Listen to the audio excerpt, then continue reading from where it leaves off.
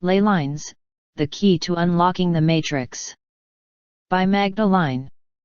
July 27, 2016. Website: maggiesholistic.sny.com. Produced by Higher Self. The rediscovery of ley lines in this century is unveiling. Apocalypse is Greek for unveiling, the secrets of nature. Ley lines are the luminous strands that many are pulling at today, hardly suspecting what riches lay at the end of these subtle light lines. All ley lines lead to the planetary grid, the primary light and energy matrix, creating, enveloping, and maintaining planet Earth, our Gaia. What are ley lines? A ley line is a straight fault line in the Earth's tectonic plates. This is a scientific fact. Through these cracks in the Earth's tectonic plates, the magnetic energies released are very powerful indeed. Many people have claimed to have felt the energy surge up their body, and some have claimed that they have blacked out, as the surge was that powerful.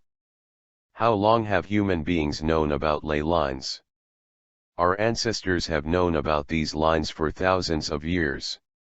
Every race and culture on the planet has known about these lines, yet everyone had different names for these lines. All we need to do is to look at the ancient cultures of the Earth. Take the native Indians of the United States. They used to call ley lines spirit lines, and their shamans used to use the electromagnetic energy in these lines to help them contact the spirits. They even designed their medicine wheel on the spirit lines, as they knew that these lines followed a straight round line. How did they know about these lines and the energies that they give off? The answer's simple: the sky gods told them. In Europe, we are led to believe that the Druids called them mystical lines. In Wales they used the same name as Eastern countries, they called them dragon lines. We know that Eastern countries called them dragon lines as the sky gods flew in dragons along these lines. The Aboriginal people of Australia called these lines dream lines. Once again they claim that knowledge was passed on to them from the sky gods. The Da Vinci Code was based on Rennes-le-Château in France, which is also on a ley line. It is documented that Alexander the Great was guided by Aristotle to take control of the major dome centers of these intersecting ley lines from dark forces. Which is why he put his top general, Ptolemy, to rule Egypt. Interestingly, Cleopatra, the last pharaoh, alongside with both of her husbands, Julius Caesar and Mark Antony of Rome, were defeated by the Romans, where they eventually destroyed the biggest library in Alexandria, Egypt, before taking all the knowledge with them, sending us into the Dark Ages. During the medieval times, anyone who had any knowledge of hermetics was designated a heretic, and died a horrible death. This held true for anyone who knew how to read or write, a heresy. Leaving only the royals and the monasteries literate. Throughout history, all megalithic structures have been strategically built on top of these so-called ley lines. From the pyramids of Giza to Stonehenge, Notre Dame, Solomon's Temple, Parthenon, Oracle of Delphi, Rennes-le-Château, Ziggurat, the Vatican, D.C. Capitol, Mecca, Hagia Sophia, Aztec Pyramids, Bermuda Triangle, Coral Castle, Tesla's lab in Shoreham, New York, including all nuclear power plants, military bases, and stadiums, which are also used to harness energies, like giant batteries. Many of the sections where two or more ley lines intersect are marked with obelisks, such as Washington, D.C. Monument, Vatican Courtyard, and Cleopatra's Needle in Central Park. These electromagnetic lines of the Earth are its veins, and receive its energies from the sun that connects and affects every living thing on this planet. We are electrical, and our atoms are surrounded by electrons, electricity. Greg Braden explains it best by asking us, where does our heart get its electrical capacity from? We are connected to the Earth's electromagnetic fields, and our heart is our battery. Many of our ancient spiritual figures knew this hidden knowledge and meditated or prayed on these lines or megalithic centers, which elevated their electrical auras, intellect, and connection to higher self, through the activation of the 7 energy centers, chakras. Could this in fact be what the golden halos depicted on all spiritual figures throughout history represented? Many of our top intellectual minds such as Tesla, Einstein, and others all have something in common. That is, they all at some point have shared that their idea, invention, or formulation, came to them in a daydream or dream, which is in fact a meditative state of mind. For example, Einstein was very knowledgeable on the physics of the Kabbalah, and Tesla became very close with Swami Vivekananda, where through Swami's teachings, realized that his ideas that would come to him in an aha moment, were coming from his close interaction with these ley lines, allowing him to access archaic records. Nikola Tesla, who was born during a terrible thunder and lightning storm, used these ley lines to conduct his famous tower, which would give free energy to all. Of course, there are dark forces as well that were and are knowledgeable of these ley lines, such as secret societies and Hitler, who was very much into the esoteric realms, and worked very closely with Maria Orsitsk, also known as Maria Orsic, who was a famous medium who later became the leader of the Vril Society. Might I also add that days before the last blood moon on September 28, 2015, the Pope came to the U.S.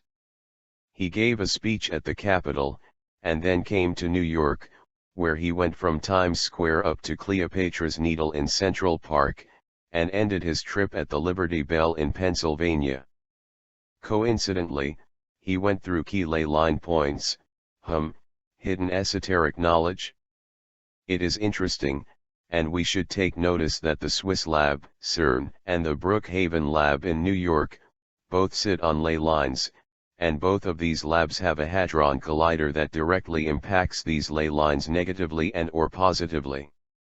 CERN lab is the father of the internet, and if you look at the hadron collider at CERN, you will notice it strongly resembles a web. Outside of CERN sits a large dome with an opening on top, same as the dome at Saint Basilica in Rome, as well as the dome on the Capitol building, and same as the top dome of Nikola Tesla's tower. In addition, this lab has a large statue of the Hindu goddess of destruction Kali, right in front of its greeting entrance.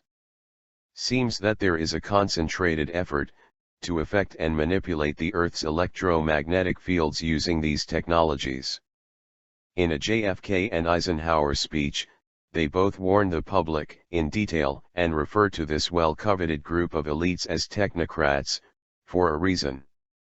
By controlling or influencing the geoelectrical grid, they can affect the Earth, and also indirectly or directly can control our thoughts and emotions artificially, because we are all connected to Gaia.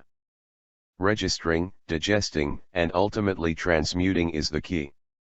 We can change the channel if we choose, turn down the volume, fine-tune the specific radio band. The grid engineer has the potential for transmuting, freeing the inherent energy by releasing it from its form of bondage, the solar and celestial energies by intelligent interfacing with the electromagnetic 1746 grid, through any of the 144 planetary round-table holograms, or terrestrial zodiacs on Earth. This grid, we must remember, is the golden alchemical bowl of electromagnetic opposites, and the potential of our transfiguration from gravitationally bonded humans, to humans of light, also known as ascension. Just because our accustomed technocratic elite, Lucifer, light-bearer, also known as the fallen angel of music, play their favorite tunes on their radio station, doesn't mean we have to always dance to that rhythm. We can change the channel and learn how to use the electromagnetic grid to play a more harmonic tune. Maybe they need a machine because it is only a handful of technocrats attempting to control the masses. When enough are awake and aware, the machine is no match for us. Love and empathy for humanity is key, and right now we are still lacking this, due to the lack of true knowledge. Instead, we are all quick to step on each other's toes to get to where we think we need to be in business, our personal lives, and even within the spiritual communities. The beehive is fragmented, programmed, compartmentalized, and not jiving together, which is needed to thrive together. The introduction and understanding of the reality of the local celestial zodiac clock system brings us to the possible interaction between the human and the grid. This is where the grid engineer and knight of the Holy Grail become one, alchemy. This unification of seeking the Grail and serving the grid is played out in the local geomancy of the zodiac landscape, and our direct involvement in this terrestrial grid system through a heightened consciousness interaction within a local zodiac complex. It may sound like a sci-fi movie to you, but these energy points all exist, and even more so, these technocratic elite make all their decisions and agendas based on this celestial and terrestrial knowledge. So you better sit up, take notice, and start your diligent research to unveil what they know, for we are in an informational war. If you don't know the game, then you are no match for the current architects, and that is exactly what they plan on. But how does an ascended individual voluntarily, consciously experience this huge planetary round table? And how does the grid engineer make intelligent, compassionate, and timely adjustments in the geomantic web of this vast revolving solar table on Earth? You are reading this because you are meant to unlock more hidden truths in order to better understand who we are, and how we relate to this planet. As above so below. An overlay of Kabbalah's tree of life with the mythic round table zodiac image is most illuminating. The Earth is one of the 12 resonating spheres, one of the 12 round table members, one of the 12 notes in the solar octave, in the solar tree of life. Thus, we can picture these relations either in terms of the tree or round table. Our body of the sun is expressed as a 12-sphered tree of life, with 12 nights, or 12 notes. Earth is Makuth, the 10th Sephiroth, representing appropriately, Earth, the 7th Sephiroth, Hod, for example, represents Mercury.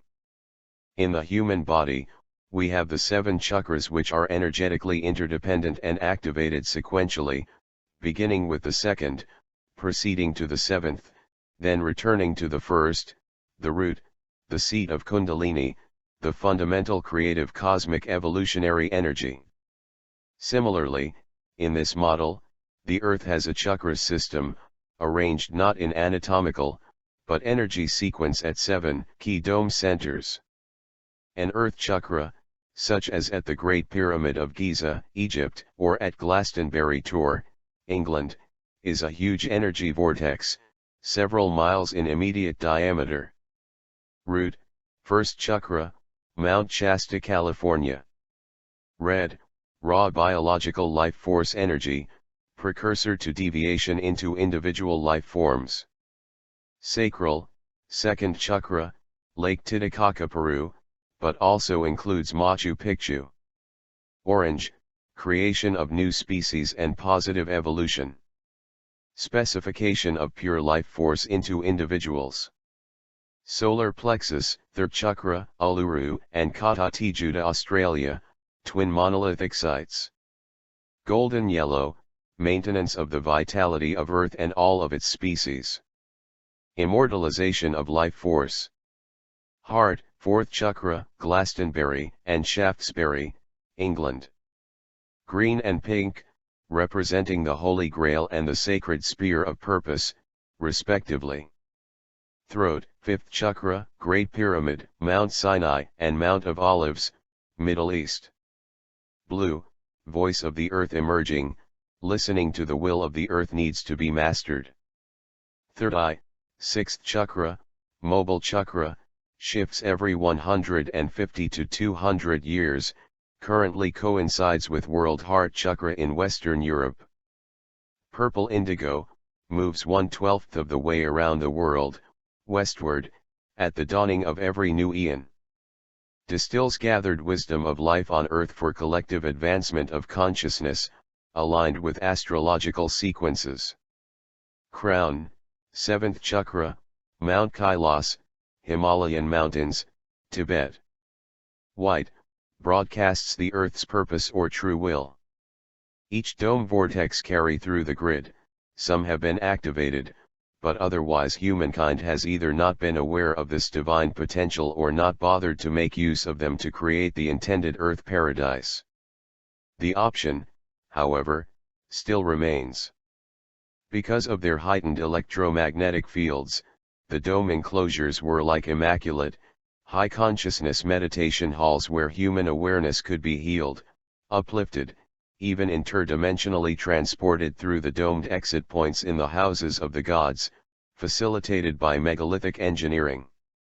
All megalithic structures, famous estates, obelisks, and historical sites are on these lines and can be influenced and experienced in mass, to elevate and change the current matrix. The hermetic keys to the planetary grid are inscribed on the messenger's mythical emerald tablets, which summarize the 7 hermetic principles underlying all manifestation. These are the keys to Hermes geomancy. The 7 keys to higher levels of consciousness. The principle of mentalism: the universe is mental, the all is infinite mind, which is the fundamental reality and the womb of all universes. The principle of correspondence: whatever is below is like unto that which is above, and whatever is above is like that which is below, to accomplish the miracles of the One. The principle of vibration: nothing rests, everything moves and vibrates. The principle of polarity: everything is dual, has poles, and pairs of opposites. The principle of rhythm: everything has its tides, its rise and fall, its equal pendulum swings to the right and left, its peaks and troughs. The principle of causation: every effect has its cause, every cause has its effect, all proceeding by law, never by chance. The principle of gender: everything has its masculine and feminine aspects. Experiential knowledge of Hermes principles through meditative interfacing with the Earth grid leads us into the secrets of geomancy. I believe that if more are aware of this natural phenomenon, break our mental bonds to the material matrix and take action locally as groups on these ley lines, that can be found all over the planet, then we can take back what is rightfully ours and positively manifest paradise on Earth. As the true empathetic, intellectual light beings, we were intended to be human. Hu means light being. Knowledge is power and applied knowledge is freedom. I made a video of the 7 Hermetic principles and there is a link to it down in the description box.